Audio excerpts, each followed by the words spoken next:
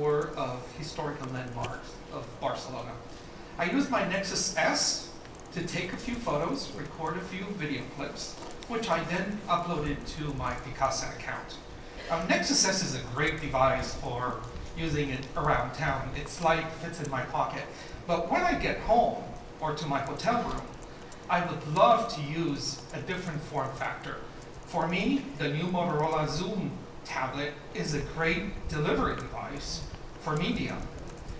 Now, these new devices are great not only for consuming media, but also creating it.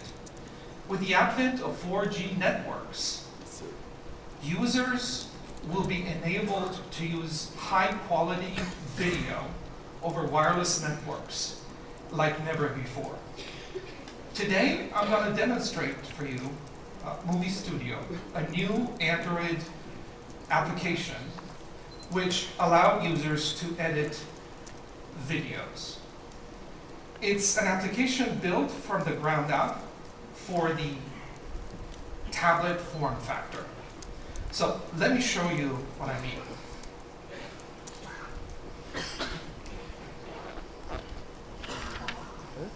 So I'm going to open Movie Studio.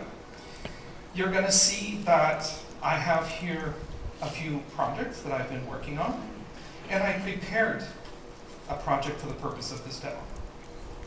Now, in this project, I already imported 3 images and 1 video clip. As you can probably tell, on the first image, I already added a title that says that I pretty much enjoyed my trip back in time in Barcelona. What I would like to show you is some of the customizations you can bring to Movie Studio to fit your artistic ability. So one of the things we can do is we can reorder these media items in the movie timeline. How about I grab this nice picture of the National Palace and move it right after the first picture. I really like this one, so let's take a quick look at it and add a special effect to it. How about a pan and zoom effect? So I'll select pan and zoom. Now I have the ability to change independently the start and the end rectangle. So let's leave the start where it is. And for end, maybe I'll just do a little bit of zoom just for the effect. There we go. I could customize this project in many other ways. I can change the duration of images in the timeline. I could trim the beginning or end of video clips. I can add color effects to my photos and to my video clips. Now let's look towards the end of the movie. This is a video clip I took. I don't want my movie to end this abruptly, and therefore I was thinking a nice fade to black transition will look good at the end. So let's select that. And my movie is almost done, but I think something is missing. I know. I think a nice background audio track would make this movie interesting, so I believe that it would be appropriate to select some Spanish guitar too. So I'll import that into my movie. And we are ready to preview this movie now.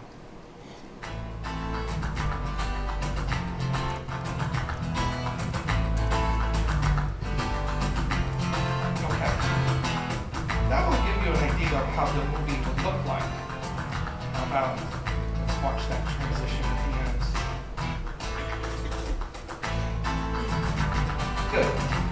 I'm happy with that. Now, once you have the movie set up the way you want it, how about we export this movie, make it a real movie, and we'll select the movie size. So we'll make it 720p, and the quality, let's say high, and export it. Now, I'm not going to export this now. It will take a little bit of time, and we don't have that now. So I already did that before this demo. And I'm ready now to share this movie with my friends on YouTube. I'm going to select that I want to share it on YouTube. Let's just call it Barcelona 2011. How appropriate. And there you go. The upload has started. Now, I hope I get happy here with my network connection in a second. So what we're going to do is we're going to switch to YouTube. And we're going to look at my channel where I usually see my downloads. Just wait a bit. And we should mention, by the way, that this is the new Honeycomb operating system. It sure is, and I hope everyone will enjoy the new Honeycomb release on the Zoom tablet. This is the part we have. Yes, this is the problem of having a networking convention. Everyone is on the network, including the special networks. That's right.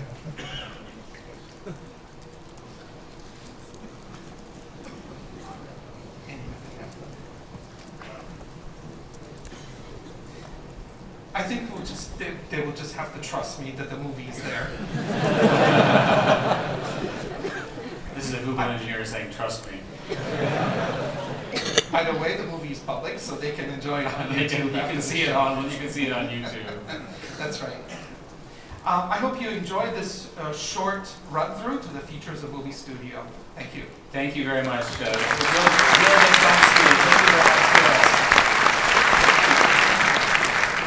So I wanted to show you that because I wanted to give you a sense of the power of the world that we're seeing, again, all in this particular case on a new and upcoming tablet on top of the Android platform. And when you play with Honeycomb, you'll see the sense of beauty and power that you get with this new user interface that we have invented. I think you're really going to like it. I just absolutely love it. Google today can be understood in a different form. But back to what I was saying earlier, you can think of what we're trying to do at Google is to get you to something very fast. That we ultimately believe that speed matters, that your time matters. We want to get you back to being human and not a slave to the computer. Network delays notwithstanding today. And so, if you think about it with our search properties, we've done a lot of things. People here have played with Google Instant. All of a sudden, quick, you can sort of see previews of pages along the side. You can see it over and over again. The investments that we've made in underlying data center architecture and search architecture allows us to do this. And it's interesting at the point now where we can answer the question as you're typing them. And this saves between 2 to 5 seconds per search, according to our measurements. Well, if you assume, many, many hundreds of millions of users of Google every day, the savings in terms of hours and decades and so forth per day of human productivity we're very proud of. Plus, it's a really neat feature. People really like it a lot. So when you think of Google, that's just an example of many. You think of speed. What happens next with search is it becomes even more personal. That with your permission, give us more information about yourself, you logged in and what have you, we can give you even more personally tailored answers. Next after that, let's call it autonomous search. Here I am, I'm in the streets of Barcelona. I happen to like history. As I walk along, my phone tells me the history of the beautiful architecture, Gaudi, and so forth and so on, as I walk or drive the streets. I don't have to type the search in. The search is me and my interests with a GPS on a phone. You sit there and you go, oh, that's kind of interesting. Well, that's just the beginning of a large number of new apps that can be built that use that infrastructure to make a big difference. And search is also fundamentally understanding about what you mean. When I say, what's the weather like, it really means, should I wear a raincoat? Or does it mean, do I want to water the plants? So the more I know about you, the more Google knows about you. Again, you have to decide you want to do this. And many people will choose not to do this. Those who do, all of a sudden will be able to get even more personal results. We have lots and lots of examples of this, and in fact, as part of our investment in underlying search infrastructure, we're also working to provide more structured data. We're literally working to sort of extract, to move from syntax to semantics, to understand that when you do a travel search, you're asking about pretty structured data, whether it's hotels or airlines, and then we'll take you to the appropriate sites that have all of the best information about that, and then you can decide what you want to do. We've already talked about mobile and the mobile platform, which is a core part of what we're doing, and mobile search is a core part of our business. In Chrome, another important part of this, the Chrome browser has been growing very, very quickly. We have more than 120 million active users, and it's up three times in the last year, and it's 6 times faster. So if you're using a traditional browser, I think you should use Chrome. More importantly, because Chrome plus various library extensions and developer additions that we're working on will provide a programming platform for this next generation of cloud-based applications that I'm talking about, that we're demoing, and so forth and so on. We also have as a component, a monetization component, because I learned a long time ago, you can have really smart engineers, no money to pay them.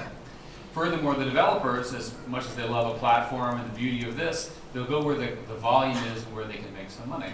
So not only do we have a strong monetization platform in our traditional AdWords business, which everybody here knows about, but we also have it, for example, on YouTube.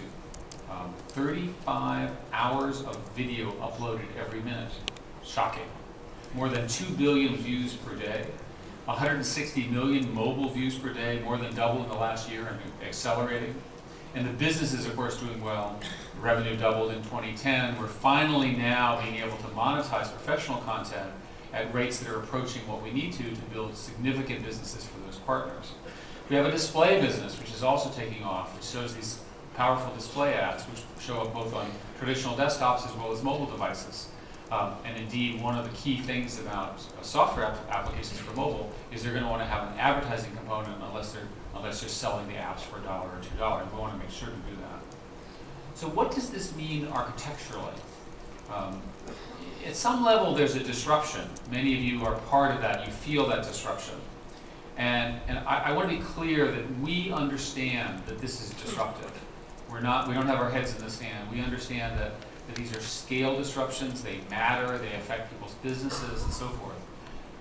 In many ways, it's part of a pattern that's existed in humanity for a long time. There's a quote from Joseph Schumpeter. Capitalism inevitably leads to a perennial gale of creative destruction. And I would argue that the internet is fundamentally replacing the economics of scarcity with the economics of ubiquity. And so in a situation where you have very low cost of distribution and essentially infinite number of high quality copies, it affects lots and lots of businesses. And I would argue that this is both terrifying and exciting. It's exciting because of the scale, right? You could reach a billion people worldwide in a month or 2 months or 6 months or what have you. Could never do that before because of the power of the internet, the pervasive nature of what all of us have built together. But it's terrifying because it all has to do with information, and information is what people care about more than anything else. And you'll see this with repressive governments. You'll see this in all sorts of ways play out over the next few years. And we'll be part of all these debates because privacy and numerous other issues, and I think the debate is very healthy, and I'm sure we'll have it in the Q&A as well. But what I will tell you is that we're listening about all of these issues because we're part of it as you are as well. So I want to finish my comments and get to your questions or comments by talking about the next decade. I'm a computer scientist. I believe very strongly in the optimism of what we can do with computers and science to make the world a better place. And I'm one of these people who believe that if you look at problems we talk about all the time, global warming, terrorism, financial transparency, these can all be aided very significantly by computer science and by the information that we can make available. That fundamentally transparency, right, the ability to sort of analyze and see what governments are doing, for example, helps the body politic become better. These are fundamentally information problems, and that's what computer science is about. So let's think about this world over the next few years, and by the way, pretty soon, within a year or two, with these phones that I'm talking about, which all of you have, and the tablets that many of you have, and with many more coming this year. Well, let me give you an example. You never forget anything, right? Computers are interesting. Computers are very good at making lists, remembering things, and keeping memories of what we do, which is precisely what we're not good at. So starting soon, again, if you choose to, it'll be possible to remember the hotels that you stayed at, where you went, the pictures that you took, the friends that you met with, so that you can refer back to that. Pretty powerful kinds of things. I just forget. Everybody forgets. Human memories are not accurate, but computer memories live forever. Another example, you're never lost. You know, when I was a boy growing up in Europe, I was always lost, right? I was lost as a teenager, lost in college, right? You have to go buy the map, I couldn't afford them, and so forth and so on. Now you're never lost. When was the last time you had a good being lost experience, right? It just does not happen. Not only do you know down where you are down to the meter, but soon we'll be able to do it down to the centimeter because of the accuracy of these signals, right? I mean, you have to turn your computer off to get lost, and you